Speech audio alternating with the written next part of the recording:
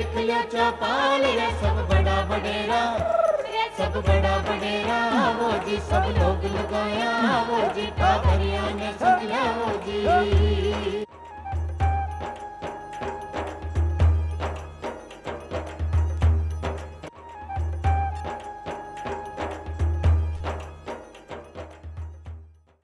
मैं विकास का पथ का राही हासा, अनंत तक जावाला, सपना का इजाड़ ने मंजिल तक पुगावाला। और आज की वहाँ की चौपाल टीम की मंजिल है सा अजमेर जिला को केकड़ी उपखंड। केकड़ी उपखंड से जुड़ा गाँव को विकास को जो पथ है वो आगे किया बढ़ रही है, बी की कई मंजिला है। ऐसी अगली जानकारियाँ आज की चौपाल माए आपा ले वाला। और चौपाल माए जानकारियाँ देवा की खातिर अपनी साथ है आज चंद्रशेखर जी भंडारी जी। आपको कार्यक्रम माए स्वागत करूँ हूँ। नमस्कार। आप अतिरिक्त जिला कलेक्टर है, तो अब आप जाना ला कि जो आपनो गांव है, आपनो देश है, वो तो गाँव की संस्कृति से जुड़ो है। पूरा देश की जो अपनी संस्कृति है भी कमाए आधी बत्ती आबादी गाँव माए रेव है। तो आप जाना कि जो गाँव को विकास है वो कतोक जरूरी है। और आज जो केकड़ी उपखंड से जुड़ा गाँव है वहाँ को विकास क्या आगे बढ़ रही है। निश्चित रूप से भारत की 80% आबादी गाँवों में बसती है। गाँवों का विकास होगा तो ही राज्य का और राष्ट्र का विकास होगा। इसलिए गाँवों का विकास होना बहुत ज़रूरी है। और उसी परिप्रेक्ष्य में केकड़ी उपखंड के अंदर भी ग्रामीण क्षेत्र में और ग्रामीण लोगों के लिए बहुत सारी विकास योजनाओं के माध्यम से विकास के कार्य लगातार जारी हैं। अब आज जो ग्रामीण विकास की योजनावां चल रही है केकड़ी उपखंड से जुड़ा गाँव में आए, तो वे कसी कसी विकास की योजनावां है जहाँ का माध्यम से विकास का पथ पर केकड़ी उपखंड आगे बढ़ रही है। केकड़ी उपखंड में ग्रामीण विकास और पंचायती राज विभाग द्वारा बहुत सारी योजनाएं चल रही हैं। जैसे गाँवों के अंदर रोजगार को लेकर के वीबीजी रामजी योजना अभी प्रारंभ की गई है, जो पहले मनरेगा के नाम से जानी जाती थी। इसके अलावा स्वच्छ भारत मिशन चल रहा है, किसानों के लिए स्वामित्व योजना चल रही है, दीनदयाल उपाध्याय योजना चल रही है। ऐसी बहुत सारी योजनाएं हैं जिनके माध्यम से ग्रामीण विकास किया जा रहा है। जो सगली योजनावां बने जब वहाँ का स्थानीय लोगों की आवश्यकता को की तरीका से ध्यान रखो जावे कि जो ए योजनावां बन रही है बा को लाभ वास्तव में जहाँ की खातर गाँव का लोगों की खातर जो ए योजनावां बन रही है आको लाभ वहाँ तक ही पूगे, इको क्या ध्यान रखो जावे है। कोई भी योजना जब बनाई जाती है तो पहले निश्चित रूप से स्थानीय लोगों की आवश्यकता को ध्यान में रखना बहुत ज़रूरी होता है। उस क्षेत्र में किन चीज़ों की आवश्यकता है, किस चीज़ों की कमी है, उसके आधार पर ही योजनाएं बनाई जाती हैं।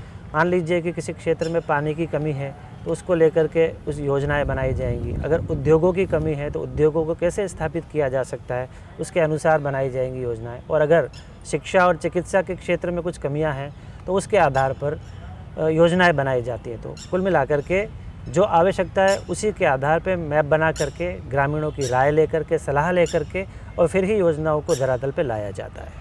और जब कोई भी विकास की बात आपा करा तो सड़क, पानी, बिजली आँख बातों के बिना विकास की बात हो ही को नहीं सके। बातें सगली अधूरी सी लागे है। तो क्यों ना अब आप वो जाना कि केकड़ी उपखंड से जुड़िया जो गांव है वहाँ का विकास की खातर सड़क, पानी और बिजली का जो कार्य योजना है वह किया बनाई जा रही है और आगे भी का कई विचार है। किसी भी क्षेत्र के विकास के लिए इंफ्रास्ट्रक्चर का या अधोसंरचना का विकसित होना बहुत ज़रूरी है। इसमें बिजली, पानी और सड़क ये महत्वपूर्ण विषय हो जाते हैं। जहाँ तक सड़कों की बात करें तो ग्रामीण क्षेत्र को शहरी क्षेत्र से सड़कों के द्वारा जोड़ना अति आवश्यक है। अब यहाँ पर हम ये जानेंगे कि आवश्यकता क्यों बढ़ती है। तो अगर गांव से शहर की ओर किसान आएगा, अपने उत्पाद को बेचने के लिए आएगा मंडी तक, तो उसको सड़कों की ज़रूरत पड़ेगी। अगर गांव के लोगों को चिकित्सा की ज़रूरत है, हमारे यहाँ पे जिला चिकित्सालय है, अगर उनको उच्च चिकित्सा की ज़रूरत है तो उनको सड़क के माध्यम से शीघ्र वहाँ पे पहुँचना होगा, तो आना ज़रूरी है।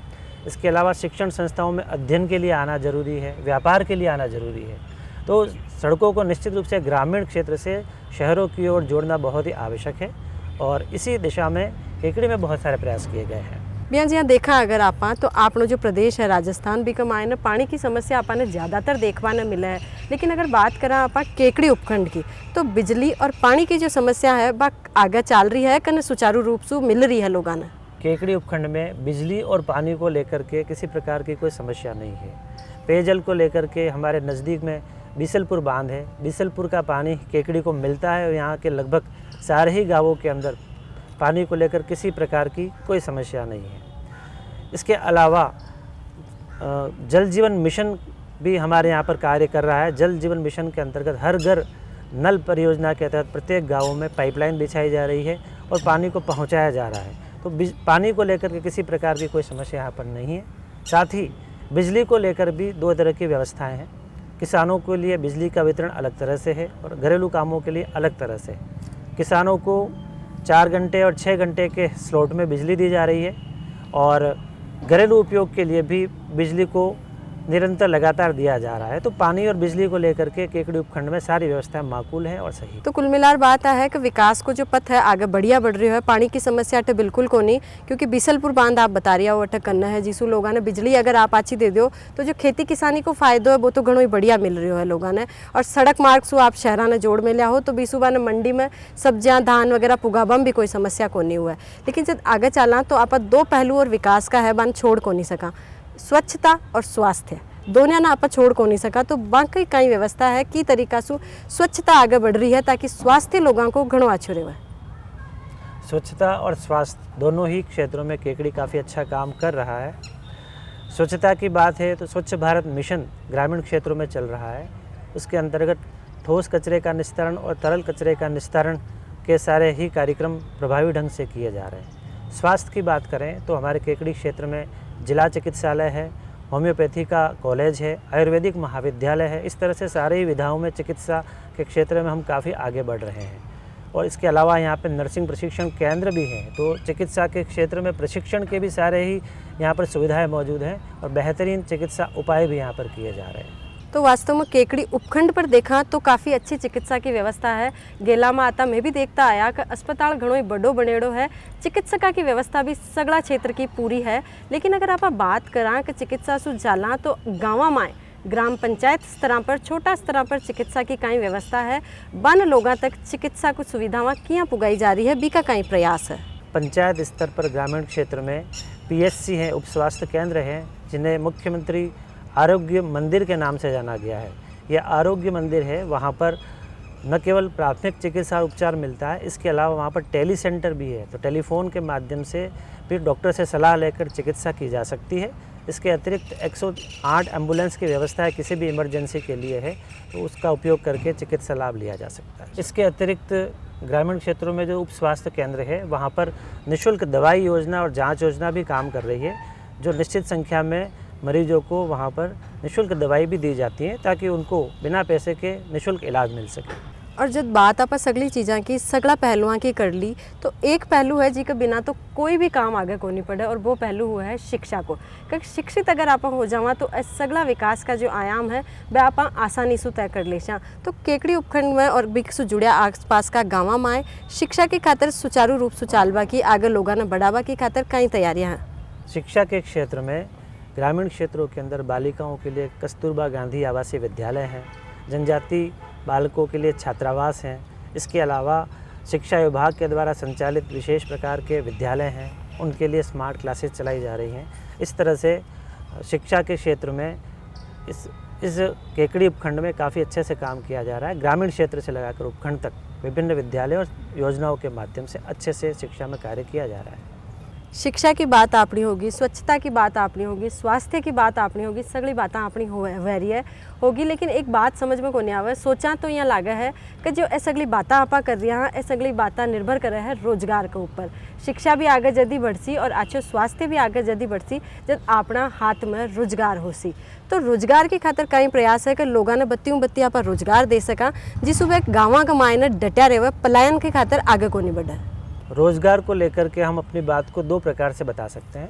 इस क्षेत्र के अंदर रोज़गार देने के लिए अलग अलग प्रकार की संस्थाएं काम कर रही हैं। हमारे यहाँ पर ITI है, ITI के अलावा नर्सिंग प्रशिक्षण केंद्र है और इसके अतिरिक्त अन्य कई प्रशिक्षण संस्थाएं जो कौशल विकास का कार्य करती हैं। इसके माध्यम से रोज़गार दिया जा रहा है। हाल ही में मुख्यमंत्री स्वरोजगार योजना लागू की गई है। ये बहुत ही अच्छी योजना है युवाओं को रोज़गार देने के लिए। इसमें 10 लाख रुपए तक का ऋण दिया जा सकता है और इसके ऊपर 0 इंटरेस्ट है, कोई इंटरेस्ट नहीं लगेगा। युवा लोन ले सकते हैं और अपने पसंद के अनुसार रोज़गार प्रारंभ कर सकते हैं। एक ही साथ ही गाँव के मायने ग्रामीण उत्थान शिविर भी चल रहा है। तो बांसुमा का ग्रामीण भाई बहन क्या लाभान्वित हो रहा है? राज्य सरकार समय समय पे अभियान लेकर के आती है। बसंत पंचमी से अभी ग्राम उत्थान शिविर प्रत्येक गिरदावर सर्किल पे लगाए जा रहे हैं। इन शिविरों का उद्देश्य है किसान भाइयों को और पशुपालकों को सरकार की विभिन्न योजनाओं के बारे में जानकारी देना और जानकारी देने के साथ साथ जागरूक करते हुए उन योजनाओं से अगर वो वंचित हैं तो उनका लाभ उन्हें दिलाना है। इन उत्थान शिविर के अंदर अलग अलग विभागों की योजनाओं की जानकारी दी जा रही है। इसमें कृषि विभाग है, पशुपालन विभाग, सहकारिता विभाग, ग्रामीण पंचायती राज विभाग, इन सभी योजनाओं की जानकारी दी जा रही है और आवेदन भी करवाए जा रहे हैं, लाभ भी दिलाए जा रहे हैं प्रत्येक। और हम ये सबसे आग्रह करना चाहते हैं कि इन शिविरों में अधिक से अधिक ग्रामीण जाएं और इन शिविरों का लाभ लें। जी आप रोज़गार की बात कर रही हैं। हाँ, तो आप पहले भी कहो कि जी गाँव में न शहर की पूरा देश की आधी आबादी रहे है, बिया ही अपनी आधी आबादी महिलावां की भी है। तो क्यों ना आप बाकी भी बात करा, क्योंकि किया भी करे है कि महिला अगर सशक्त बनली तो अपना पूरा समाज सशक्त बनलो। तो महिलाओं के खातिर भी रोज़गार जरूरी है, बी की खातिर कई रोज़गार का प्रयास किया जा रहा है। महिलाओं के सशक्तिकरण के लिए बहुत सारी योजनाएं हैं जिन पे कार्य किया जा रहा है। महिला सशक्तिकरण आज के समय की सबसे महती आवश्यकता है। महिलाओं को आर्थिक रूप से सशक्त किया जाना चाहिए, उनके स्वास्थ्य को लेकर उन्हें सशक्त किया जाना चाहिए और उनको निर्णय लेने की क्षमता में भागीदार भी बनाया जाना चाहिए। इसके तहत हमारे क्षेत्र के अंदर, ग्रामीण क्षेत्र में राजीविका के माध्यम से स्वयं सहायता समूह का गठन किया गया है। यह स्वयं सहायता समूह अपना एक समूह बना करके ऋण लेते हैं और ऋण लेने के बाद में कौशल विकास के माध्यम से सिलाई का, बुनाई का आदि कार्य करके अपने आय अर्जित कर सकते हैं। इसी के तहत लखपति दीदी आजकल योजना चल रही है, उसके तहत 1 लाख तक की आय जो है वो बहनें, महिलाएं प्राप्त कर सकती हैं। इस प्रकार से आर्थिक सशक्तिकरण किया जा रहा है। महिलाओं के स्वास्थ्य के लिए बहुत सारी योजनाएं चल रही है। जननी सुरक्षा योजना संस्थागत प्रसव को बढ़ावा देने के लिए चल रही है। प्रधानमंत्री मातृत्व वंदन योजना चल रही है जो गर्भाधान से पूर्व और पश्चात उनको पोषण प्रदान करने के लिए दी जा रही है। और आप बिल्कुल सही बात बताया कि महिला स्वस्थ रेवली जदी तो महिला सशक्त रेवली। तो महिलाओं का सशक्तिकरण की खातिर स्वास्थ्य से संबंधित योजनावां भी चल रही है और भी के साथ साथ रोजगार से जुड़ी योजनावां भी चल रही है। यहाँ केकड़ी उपखंड के आसपास में गाँव में देखा तो आपने घुमंतु जातियाँ भी घनी मिले है। तो वह घुमंतु जातियाँ की खातिर भी कोई प्रयास कराया जा रहा है कि बाका जीवन में भी कम से कम आप स्थायित्व लिया सका कि बाने हमेशा की जहाँ घूमतो ही कोनी रहना पड़े, ताकि वहाँ को भी विकास आप आगे बढ़ा सका। क्षेत्र में अलग अलग प्रकार की घुमंतु, विमंतु और अर्धघुमंतु जातियां हैं, जिसमें गाडुलिया, लोहार, कालबेलिया आदि जातियाँ आती हैं। उनके साथ में बहुत सारी समस्या हैं। उनका स्थायी निवास नहीं होता, इसकी वजह से उनके पास स्थायी पहचान पत्र नहीं है और योजनाओं का लाभ भी उन्हें नहीं मिल पाता है। इसके लिए सरकार के द्वारा घुमंतु, अर्धघुमंतु और विमंतु जातियों के लिए शिविर आयोजित किए गए हैं। इन शिविरों का उद्देश्य यह है कि इन जातियों को एक स्थायी पहचान प्रमाण पत्र जारी हो और उस प्रमाण पत्र के आधार पर उनको लाभ मिल सके। इसके अतिरिक्त इन जातियों के लिए जराधार, आधार, राशन कार्ड आदि बनाए जाने का काम भी इन शिविरों के माध्यम से कराया जा रहा है। इन योजनाओं के द्वारा इन लोगों को एक स्थायी और अच्छा जीवन जीने के साधन सरकार मुहैया करा रही है। घुमंतु जातियों के लिए जो शिविर लगाए गए थे, उन शिविरों के अंदर इनके लिए स्थायी आवास इनको प्रदान किए गए हैं। इसके अलावा भूखंड भी इनको दिए गए हैं ताकि वो अपने जीवन को स्थायी रूप से यापित कर सकें। जो सगड़ा विकास का आयाम बता रहा है आप बे, तो केकड़ी उपखंड में घना बढ़िया चल रहा है, लेकिन फिर भी आप देखा है कि समस्या तो सबने फिर भी आवई है, शिकायतें तो लोगों ने फिर भी रहवई है। तो यहाँ को कोई प्रयास भी है कहीं कि लोगों की जो शिकायतें है, समस्या वह है वह जल्दी सुलझ सके, क्योंकि गाँव में देखा है कि लोगों की जो समस्या आवे ज़्यादातर वे यहाँ के टाल देवे, अरे भाई आगे सुनवाई तो हुए कोनी, जार केवा कुंड कहीं कद सुनवाई हो सी, तो बी के खातिर कहीं भाई त्वरित समाधान कर सका आप शिकायतों को, यहाँ का भी कोई प्रयास है? सरकार के और प्रशासन के द्वारा लोगों की समस्याओं के समाधान के लिए बहुत तरह के स्तरीय समाधान प्लेटफॉर्म दिए गए हैं। सबसे पहला इसमें 181 नंबर है, फ्री टोल नंबर है। इसके ऊपर कोई भी व्यक्ति अपनी शिकायत दर्ज करा सकता है और उस शिकायत को दर्ज करने के बाद में उसका समाधान किया जाता है। इसके अतिरिक्त एक हमारा संपर्क पोर्टल है, उस संपर्क पोर्टल पर भी शिकायत दर्ज की जा सकती है। संपर्क पोर्टल इतना प्रभावी है कि शिकायत दर्ज करने के बाद में उसका समस्या का समाधान किया जाता है। वह समस्या का समाधान किस स्तर पे हो रहा है उसकी ट्रैकिंग भी व्यक्ति कर सकता है, और जब समस्या का समाधान हो जाता है तो संतुष्टि के लिए उन्हें फ़ोन किया जाता है और पूछा जाता है कि क्या आपकी समस्या का समाधान हो गया है। अगर हो गया है और वह संतुष्ट हैं तो उस समस्या को वहीं पे समाप्त किया जाता है। अगर वह असंतुष्ट हैं तो उस शिकायत को फिर से ओपन करके दोबारा से उसको देखा जाता है, उसकी समस्या का समाधान कराया जाता है। इसके अलावा जन सूचना पोर्टल है, उस पोर्टल पर सरकार की विभिन्न योजनाएं हैं और शिकायत करने का पोर्टल है, वहाँ पर भी शिकायत की जा सकती है। इसके अतिरिक्त त्रिस्तरीय जनसुनवाई व्यवस्था लागू की गई है, ग्राम पंचायत स्तर पे, उपखंड स्तर पे और जिला स्तर पे। पहले गुरुवार को ग्राम पंचायत स्तर पर जनसुनवाई होती है, द्वितीय गुरुवार को उपखंड स्तर पे और तृतीय गुरुवार को जिला स्तर पर जनसुनवाई होती है। इस प्रकार से ग्रामीण अपने किसी भी प्रकार की समस्या या शिकायत को लेकर के जा सकते हैं, वहाँ पर शिकायत दर्ज करा सकते हैं, उसका निश्चित रूप से स्थायी समाधान वहाँ पर किया जाता है। तो वो जो आप शिकायत निस्तारण को तरीको बताया, कुल मिलाकर वो ऐसे है कि आमजन जो है, जो आम जनता है, बस सीधा प्रशासन से जुड़ सके है और आपकी जो समस्यावां है वहाँ को निस्तारण कर सके है। क्यों ई तरीका से ही काम कर रही हो है वो? जी, ये सारे जो प्लेटफॉर्म मैंने बताए हैं उसी के माध्यम से ग्रामीण जनता न केवल अपनी शिकायतों का समाधान कर सकती है बल्कि प्रशासन के साथ सीधे सीधे जुड़ सकती है, संवाद कर सकती है, और यही हमारे सुशासन का नारा भी है। ए जो आप विकास का सगला आयाम बताया, ये वास्तव में लाग रही है कि केकड़ी उपखंड से जुड़ा जो गांव है वह विकास का पथ पर आगे बढ़ रहा है और ज़रूर आगे आपकी मंजिल तय कर सी। लेकिन आप बात करा तो सोचा कि आगे जो भविष्य का आयाम आप सोच रहा हो कि फिर भी जो विकास ने और आगे बढ़ाना है, तो भविष्य को कहीं विजन आ गए। हमें गाँवों से न केवल गरीबी हटानी है, साक्षरता बढ़ानी है, बल्कि हमें गाँवों को आत्मनिर्भर भी बनाना है और उन्हें स्मार्ट विलेज के रूप में बदलना है। तो हम इसके लिए लगातार मिलजुल के सभी प्रयास करेंगे कि हमारे जो गांव हैं वहाँ पर 24 घंटे बिजली और पानी की सुविधा मिले, सौर ऊर्जा का उपयोग किया जाए, एआई का ज़माना आ गया है तो इंटरनेट कनेक्टिविटी अच्छे से मिले, और परंपरागत तरीक़ों के साथ साथ नए नवाचारों को भी इसमें शामिल करते हुए हम सतत विकास करते हुए योजनाओं को बनाएंगे। यही हमारा भविष्य का प्लान है। एक जो आप समस्या देखा, हाँ खैर आ समस्या केवल गाँव की को नहीं, सब जगह की, शहरा की और सब जगह की समस्या है पॉलीथीन उपयोग लेवा की। लेकिन गाँव में आप देखा ज़्यादातर लोग काली पॉलीथीन उपयोग लेवा है। और खैर आ बात है कि जाने तो सब है कि आ हानिकारक है, आ काम में नहीं लेनी चाहिए, लेकिन फिर भी लोग उपयोग लेवा है। तो एक रोकथाम और जागरूकता दोनों के खातिर कई प्रयास किया जा रहा है। पॉलीथीन आज की सबसे बड़ी समस्या है। पॉलीथीन ज़मीन में जाने के बाद में ये नष्ट नहीं होती, इसकी वजह से सबसे बड़ा खतरा है। पशु इसको खा लेते हैं, पशुओं की मौत हो जाती है, नालियों में इसके जाने के बाद पानी अवरुद्ध हो जाता है जिससे बीमारियां फैलती हैं। तो हमें इस पर दो तरह से प्रयास करने होंगे।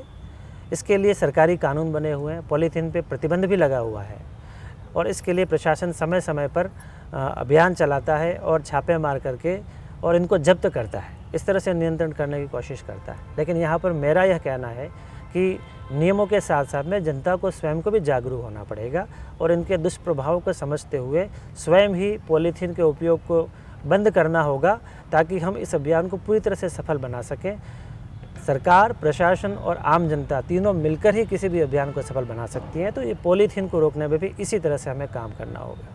तो अब मैं तो आखिरी में चालता वो जानबो चाहला कि आप वहाँ के दर्शकों ने, ग्रामीण दर्शकों ने कई संदेश देवो चाहो? ग्रामीण दर्शकों के लिए यही संदेश है कि आपको जागरूक रहना चाहिए। जागरूक नागरिक देश की प्रगति में सहायक होता है। आपको अधिकारों के प्रति जागरूक रहना चाहिए और अपने कर्तव्यों के प्रति भी जागरूक रहना चाहिए। सरकार की जितनी भी योजनाएं हैं उनके बारे में जानकारी प्राप्त करके उनका लाभ लेना चाहिए और अधिक से अधिक लोगों तक उनको पहुंचाना चाहिए। दूसरी मुख्य बात यह है कि योजनाओं को धरातल पर लागू करने में आम जन का सहयोग बहुत अपेक्षित है। तो आप सहयोग करेंगे और अपनी जिम्मेदारी लेंगे तो ये योजनाएं ज़्यादा और अच्छे तरीके से लागू हो पाएंगी। इसके अलावा पर्यावरण की सुरक्षा करें, स्वच्छता का ध्यान रखें, सभी को पढ़ाएं, साक्षरता पे बल दें और नशा मुक्ति के लिए विशेष रूप से जागरूक रहें, नशे से बचें। यही मेरा संदेश है। तो चंद्रशेखर जी, आप मैंने इतनी बढ़िया जानकारी दी, की खातिर आपको आभार। फिर मिलाला एक नई चौपाल में। जब तक माने देव इजाजत, तो राम राम सा। नगरी नगरी ढिंडोरा पीटता मैं सप्रीतन करियो को, हिचकी हथियारी झगड़ो मांडियो मलक सा मांडियो मोरी मांज मडल धीरा। ओ हिचकी हथियारी झगड़ो मांडियो मलक सा मांडियो मारे मांज मडल धीरा। रात रात रात रात रात परदेसी